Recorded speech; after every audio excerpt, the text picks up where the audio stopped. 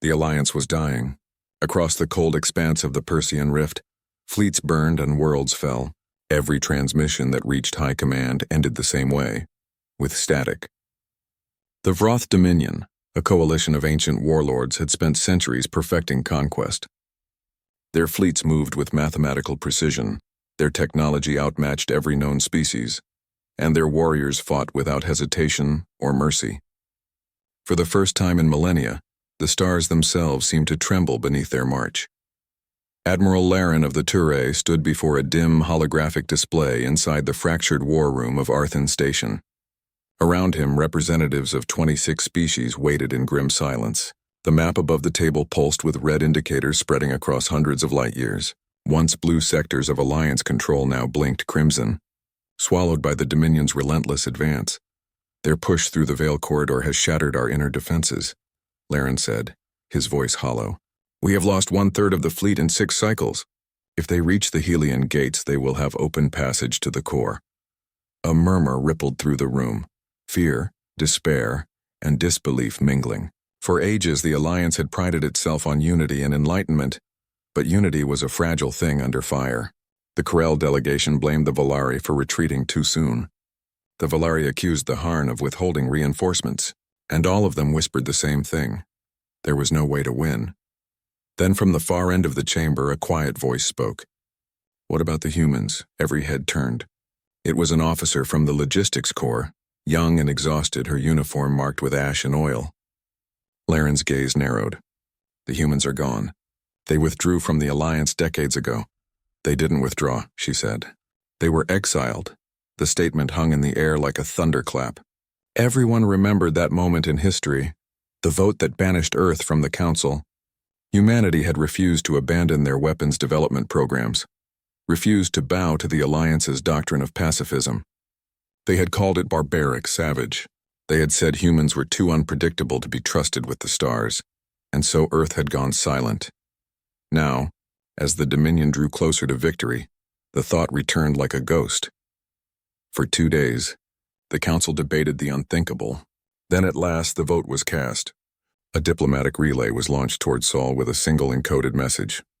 It read only 4 words, "We need your help." No one expected a reply.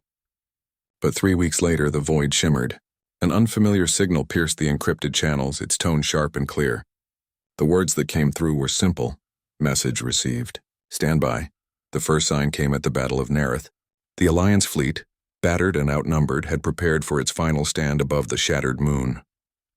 The Vroth fleet was massive, over 6,000 warships, each larger than a city. Admiral Laren stood on the command deck of the flagship Eminar, watching the Dominion formation advance like an oncoming tide. Then, out of nowhere, space folded. A rip opened behind the Alliance lines, silent and perfect.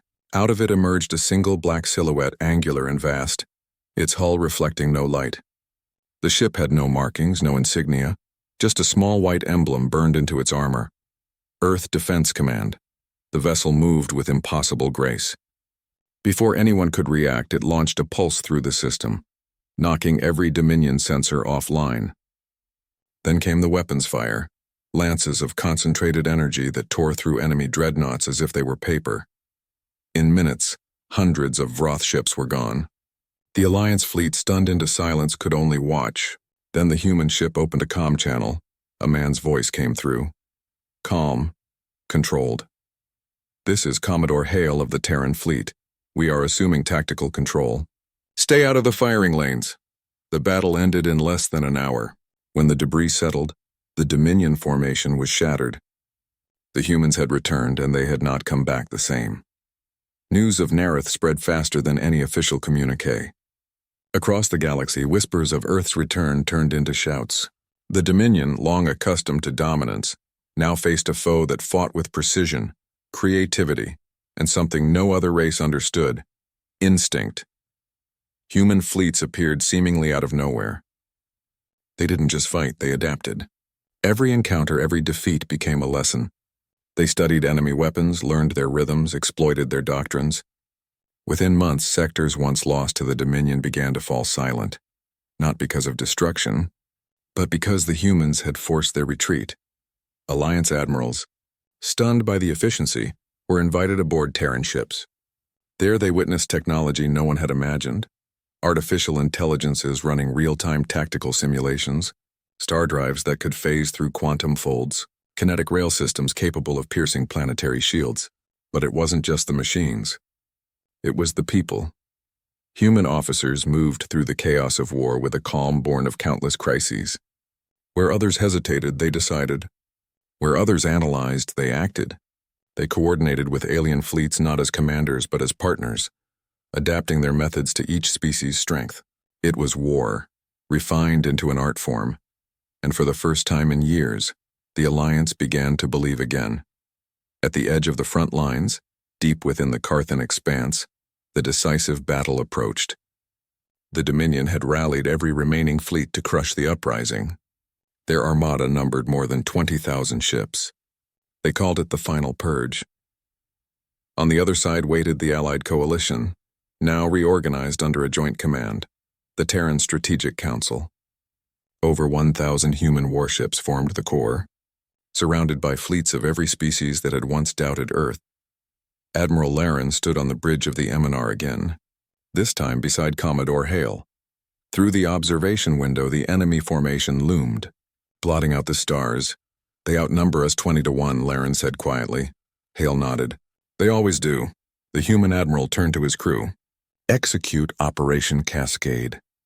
Across the fleet, human ships deployed strange cylindrical devices that began to emit faint waves of distortion. The Dominion moved to intercept, but the distortion grew into a storm. Space itself twisted. The Dominion ships found their trajectories warped, their targeting systems thrown into chaos. Then the Terran fleet moved. What followed was not a battle, but a demonstration.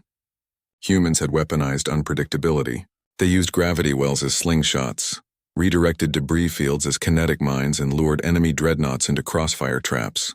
Every ship moved with perfect timing. Every shot counted. The Alliance forces followed their lead, synchronizing in ways once thought impossible.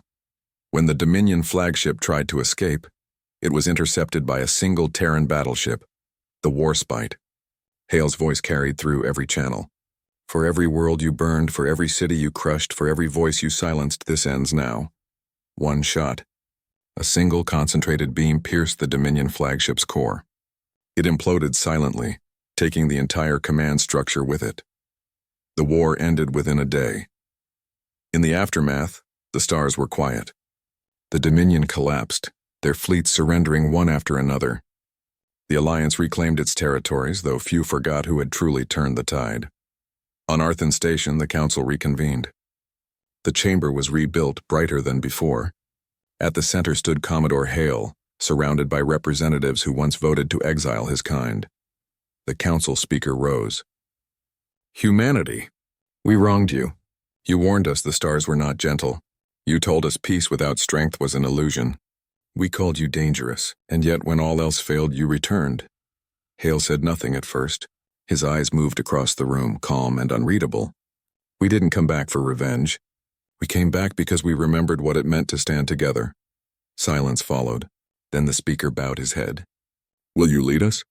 Hale shook his head slowly. "No, lead yourselves. Learn what we learned the hard way, that peace is earned, not given." With that, he turned and left the chamber. In the centuries that followed, the events of the Dominion War became legend. The Alliance rebuilt stronger, wiser, and united not by fear but by respect. Every academy taught the story of how the humans changed the game, not with numbers or technology, but with their refusal to surrender. Their doctrine became a universal truth: adapt, endure, overcome. And in the quiet corners of the galaxy, travelers would sometimes glimpse a dark ship gliding silently among the stars, its emblem faintly glowing against the void. A reminder to every world that when hope seems lost, when the darkness feels absolute, humanity endures. They were losing the war. Then the humans changed the game.